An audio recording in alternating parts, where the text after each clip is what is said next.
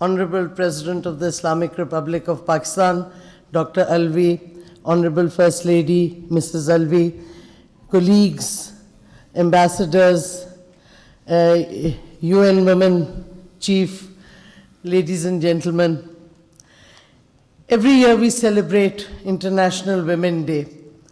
Pakistan also celebrates in February Pakistan's National Women's Day, when women of Pakistan rose against the dictatorship of Ziaul Haq, who was trying to rob women of their rights that they had struggled for since the creation of Pakistan. But let us not forget, women in Pakistan have played a forefront role from the creation of Pakistan. The younger generation feels somehow that the women's struggle shuru hua tha during Ziaul Haq's time. No, that was the third wave. The first wave was in the creation of Pakistan, when the women stood with the male leadership, with Qaid-e-Azam Muhammad Ali Jinnah in the creation of Pakistan. Then we had the women who in the 60s, during another dictatorship, that of President Ayub, fought and got past the family laws of Pakistan, a very important step in women moving forward with their inheritance rights, with their right given to them in Islam, but codified, right to divorce and so on. So the family laws was a struggle again by the women of Pakistan. तो ये हमारी history है ख़वातीन की पाकिस्तान में, कि जद्दोजहद करके हमने अपने हकूक़ लिए जो हमारी आइन में अब हैं और जो हमारा मज़हब हमें शुरू दिन से देता था. उसके बाद जो ख़वातीन का स्ट्रगल रहा है वो जेंडर पैरिटी पे रहा है, जेंडर इंक्लूजन पे रहा है, और जो अब हमारी बच्चियां अब जो स्ट्रगल कर रही हैं, चाहे वो औरत मार्च हो, चाहे हया मार्च हो, for this diversity in women's demands, but this is a continuation of our women and their struggle to achieve equality and to fight for their rights. Let's be very clear. It is not something new. अगर आज हमारी बच्चियां protest करती हैं या ख़वातीन के हकूक़ के लिए बात करती हैं, तो उनकी माओं ने किया था और हमारी माओं ने भी यही किया था. This is part of our rich tradition of women in politics, women in the struggle for their rights in Pakistan. And why not? One woman decides the fate of a whole family, decides the fate of what future generations will think. How I educate my child will decide how my child will act in society and how they will educate their children. So educating one girl means educating a whole family and thereon a whole generation, which is why education is extremely important for women wherever they may be. दूसरी चीज़ ये, हम ख़वातीन के हकूक़ की बात करते हैं, कई दफ़ा बहुत वेस्टर्न इन्फ्लुएंसेस भी आ जाते हैं. अगर हम हकूक़ की बात करते हैं, सबसे बड़ा हकूक़ ये है कि मैं अपना फ़ैसला खुद करूं. मैंने क्या करना है, किस तरीके से करना है, कवानीन के दायरे में रहते हुए, आइन के दायरे में रहते हुए. That is why today, International Women's Day, we must talk about women everywhere. We must talk about the biases, the Islamophobia that exists, especially in the Western world. Today in the papers I read, Switzerland has put a ban on the burqa, the veil. Why? Why can a nun in a habit walk in public places, enter public offices in European countries, but in many European countries, a woman wearing the veil cannot enter public offices. She cannot wear a symbol of her religion as it's assumed. These are the biases that we fight about. हम कहते हैं पाकिस्तान में हमारे बहुत से मसले मसाइल हैं, ख़वातीन पे जुल्म होता है, तशद्दुद होता है, और हम लड़ रहे हैं उसके लिए. We want to end that violence against women. We want to end the discrimination against women, because not that it's a favor that any government will do. These are our rights in our constitution. These are our rights that the government has as a responsible government to give us. They're not doing a favor. They have to give it because it is their obligation and it is our right to get those rights enshrined in the constitution.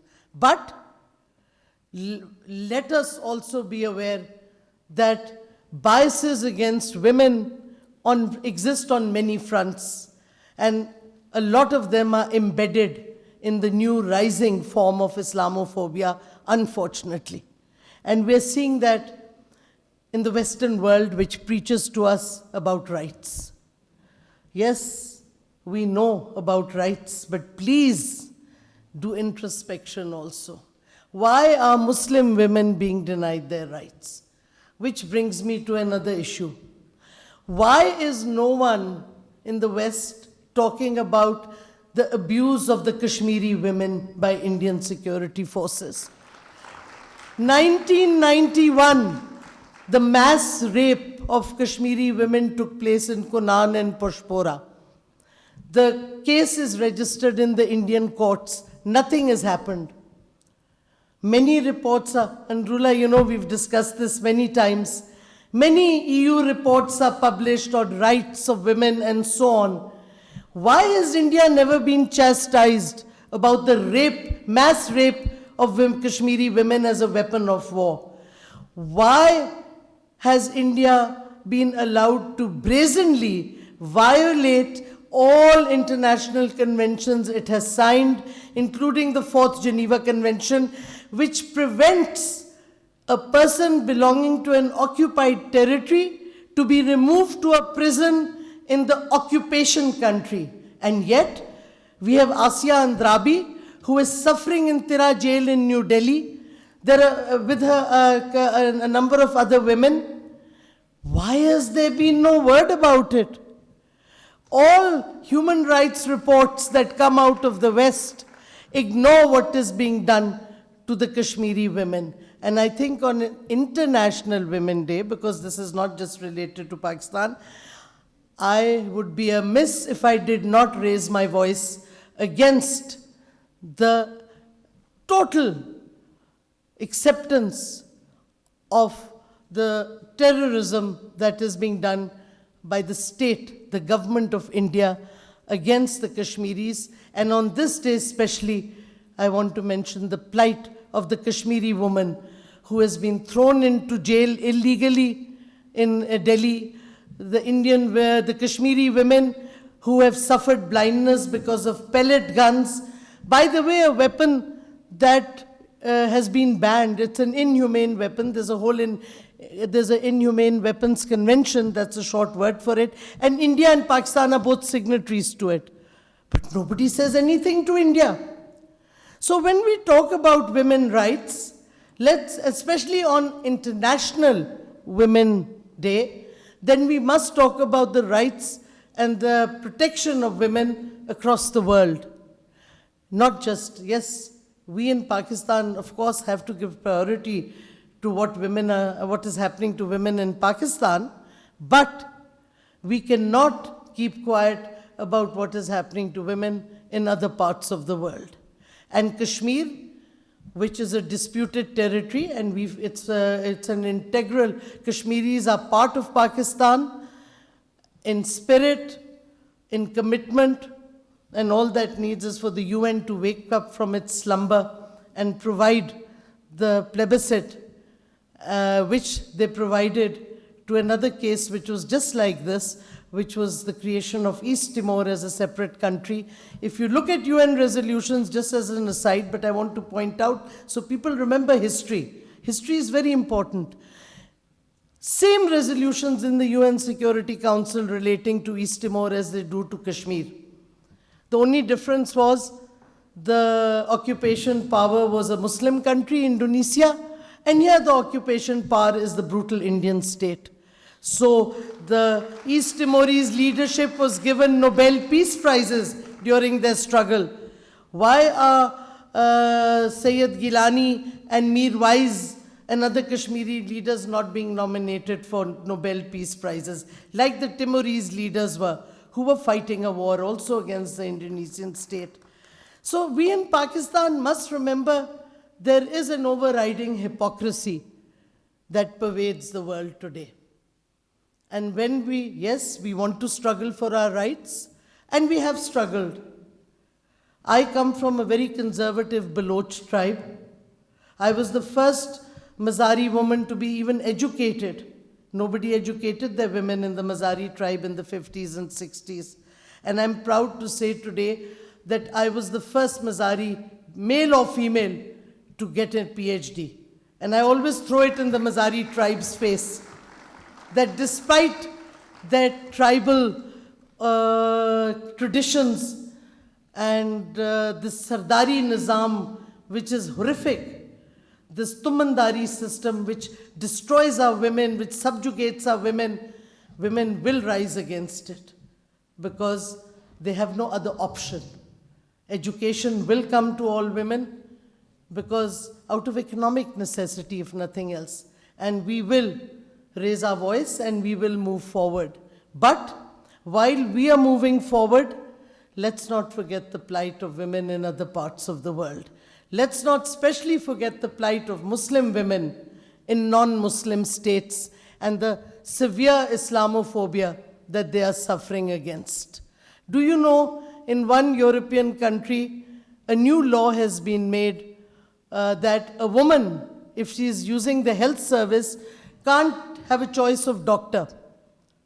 So everybody knows that Muslim women would prefer to go to a female gynecologist. But now this law has come, so the Muslim woman will either have to accept national health care or they will have to use the private services. So there are many ways in which discrimination is increasing and Islamophobia is increasing, and we must be aware of it. And we must make sure, doubly sure, that our minorities are not discriminated against. If I am raising my voice against discrimination and Islamophobia, then I must make sure it is my responsibility that in my country, our minorities are not discriminated against. So that is another thing that we must really do.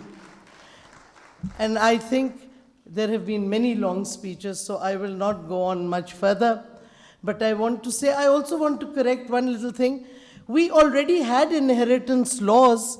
What we have done is we have done amendments to ensure their implementation as they already existed, and that has made a big difference because now it will be much easier to enforce the inheritance laws because the lacunas have been covered. So it's not that we didn't have inheritance laws, but we have improved and amended those. I also want to point out that our ministry has already prepared an amendment bill on the harassment of women at the workplace because we felt the definition of workplace was inadequate, the definition of harassment was inadequate, so we are going to be introducing that soon in the National Assembly. Our bill is, amendment bill is ready for that. And if you go on our website, you'll find out all the hard work our ministry has done as a collectivity. And our previous secretary is sitting here, who was extremely active. Rabia is sitting right there. And our new secretary has taken up the challenges equally strongly to move further on human rights. So let me leave you with this thought that first and foremost, I am a woman, and that is how I must be respected. Then comes mother, sister, daughter. First, I am a woman, and that should be alone in the respect and the rights that are mine by law and mine because my religion gives them to me. Thank you very much. Pakistan Zindabad.